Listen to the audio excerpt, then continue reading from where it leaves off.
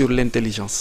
macha allah xam naa li ñu dese ci waxtu bëreetul incha allahu rabbi rek ñu jéem a évacuer liñ fi war a def taxaw seetlu. Alors Arona, on va parler à présent d'un cas qui fait polémique.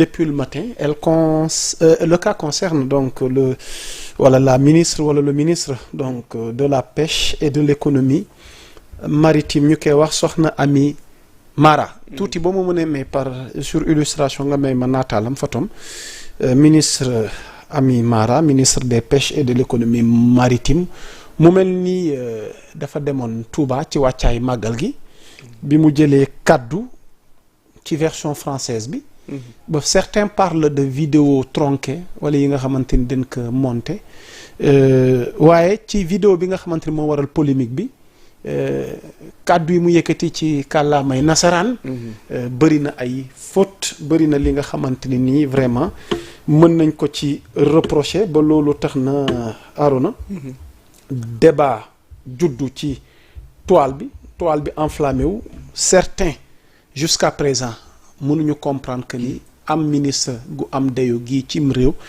nga desee mën a làkk tubaab ni mu waree te pourtant moom boo xoolee parcours académique am wala parcours professionnel am defuñu ko ngir li ka neex waaye nag fàttali dafay am solo comme Sénégal moom léeg-léeg loo def rek nit ñi njortu ni dara tax ci tënk ci parcours am moom ministre des pêches et de l'économie maritime ñu koy wax Soxna Amy Mara. Elle est économiste et spécialiste en passation des marchés.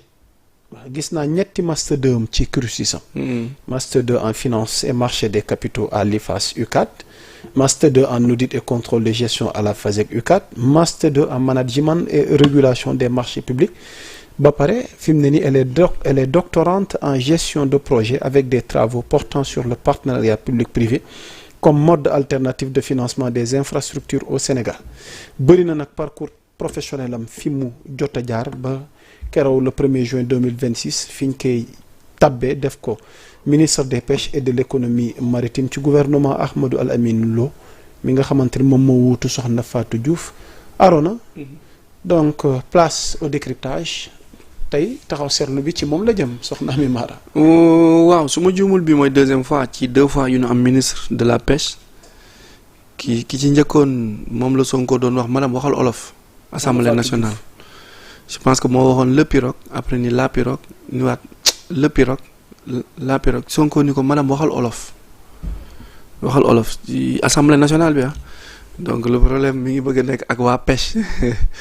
waaw mais daf ci am ay filières yi nga xamante ni parfois mën nañ bañ a farataal làkk bi di ci bari ci économistes yi ak scientifiques yi mën nañ nekk ay nit ñu nga xamante ni ci jëf ci fee nga laaj leen ñu def dañ koy mën mais bu wax jotee dañ koy tëlee gouvernement Abdou Diouf ki dàqoon bind su daan làkk nii wala muy wax français da nga naan tu as l'impression que déggul français bu baax alors que lépp lu ñu bind administrativement Ousmane Tanor Dieng était le meilleur administrateur sénégalais de son époque en termes de rédaction bind mais bu waxee wala buy wax boo koy déglu muy wax da nga naan amul éloquence bi Pape Babacar Mbaye am wala amul li Idrissa Seck am day am Yacine Fall ngi nii fonctionnaire international la haut fonctionnaire international la def na 45 ans de service presque def na 45 états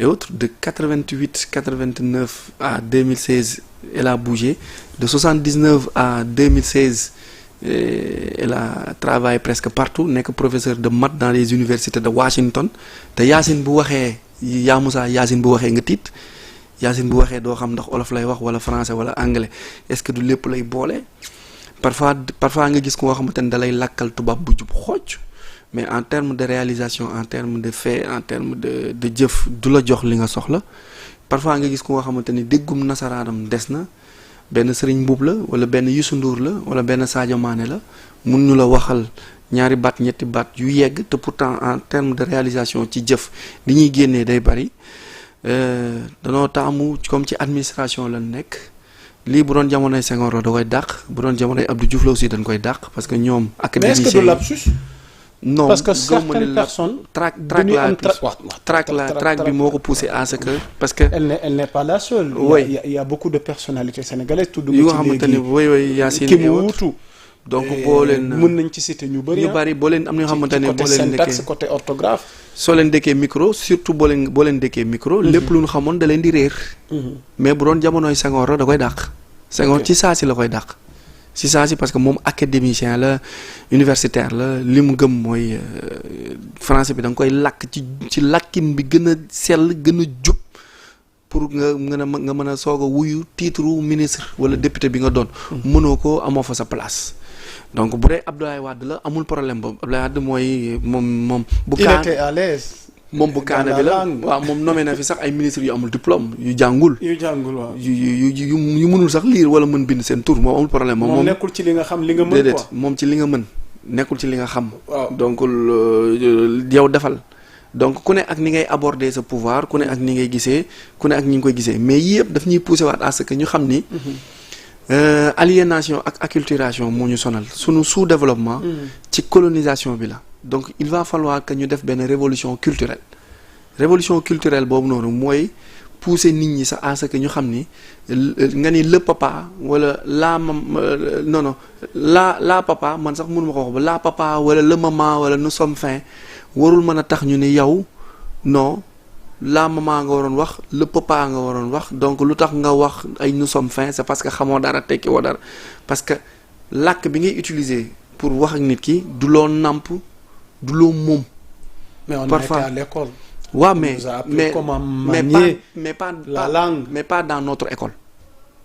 waxatuma ak ministre bi de parce que un visite nga wax ko 2 fois 3 fois ci ministre loolu on pardonne pas man loolu moom ak ku mu mën a doon mënoo répéter dans une phrase nga ni un visite ba muy 3 fois loolu moom nekkatul bu dee lapsus ak faute la sax c'est extraordinaire. ça mérite mu wut coach à la maison. non maa ngi nii. waaw en communication. nga training média. nga defal moom communication training média mu prise de def ay parole en répété public. mu répété ci lu bari. ñu def ak moom technique d'expression et de communication. maa la ko wax. waaw yow mii sax tu es professeur en langue. léegi matière d'expression. léegi langue bi. waaw langue bi aussi fait défaut. parfois le français dafa nekk langue bu nga xamante ni.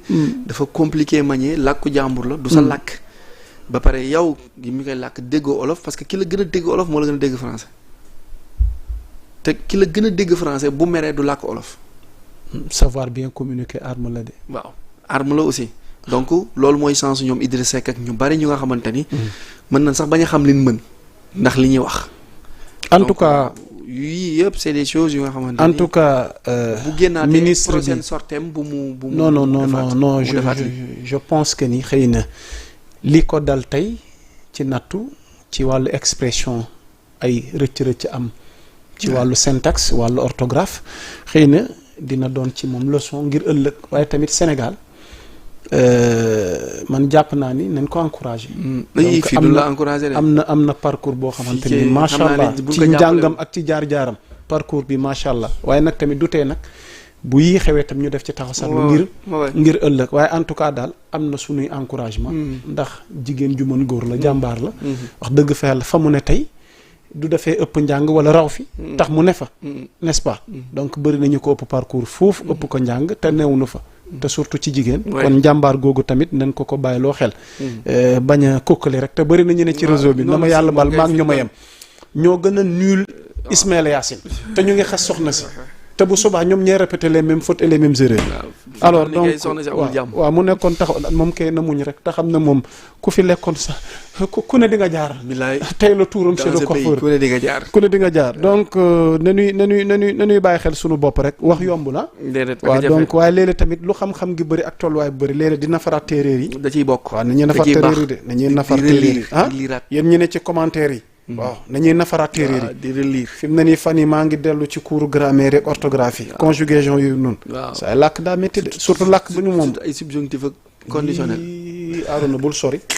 yemal foofu balaa ñu jël indicatif. balaa ñu naan utiliser l'indicatif bi rek daw. nekk dans le présent daw génn waaw. def sujet verbe complément. boo xamul mu ndax simple boo xamul ndax passé la ak présent futur passé ak présent futur ak yooyu utiliser le futur simple bu naree compliqué nga def imparfait. nga nekk imparfait. léegi bu jeex. wax nga dëgg de. yàlla may la jàmm alors Arona. laataa ñuy yëkkati jotaay waxtaan wi kër gi dafa am beneen anniversaire woo xamante ni mënuñoo ñàkk bañ a souhaiter joyeux anniversaire soxna tuuti boo ma mënee jàppale ci illustration bi sunu naataangoo ci kër gi Djily Mbaye. Djily Mbaye wax dëgg fa yàlla doomam le Pikinois di sunu doom gu ñuy wax Pape Siré Mbaye nekk turandoo wéyjur moom sunu naataangoo ci kër gi Djily Mbaye. wax dëgg fa yàlla doomi rakkam la. maanaam rakku Djily Mbaye moom moo tuddee seen papa doom. ndeysaan gone gi nag ñu koy wax Pape Siré Mbaye. Serigne Touba daa wax ci sindi di ci wàllu gudd